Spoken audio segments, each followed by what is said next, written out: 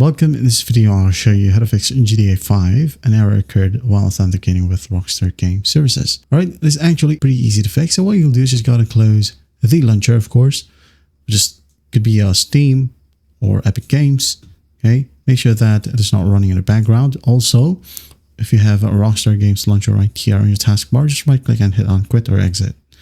Okay, and once that's done, go ahead and open up your command prompt, CMD right here in your search bar. Now click on Run as Administrator. Alright. Now what you'll do is just go and type down ipconfig space / flush DNS. Okay. Hit enter. Now type in ipconfig space / release. Hit enter. Now ipconfig space / renew. Alright. Hit on enter. Now once that's done, go to type down net sh space winsock space reset. Hit on enter. Type down net sh space int space ip space reset. Hit on enter. And once that's done, just type down exit. Hit on enter. Now go ahead and restart your computer and check if it helps.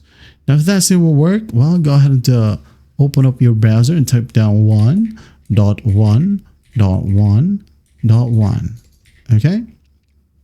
Now once that's done, hit on enter. Now just go ahead and download it from computers, Windows or Mac OS or even Linux. Okay, so I'm just going to go ahead and click on Windows right here because I'm using a Windows computer. I'm going to save it on my desktop like so. Wait for it to fully download, and then once that's downloaded, you can go ahead and click on the installer right here. Wait for it to open. Click on Next, Install. Wait for the process to finish, and then once that's done, just click on Finish, and you'll have a pop-up right here.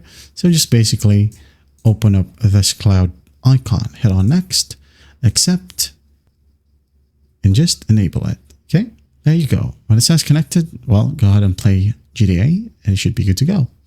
I hope this video helps, and I'll see you in the next one.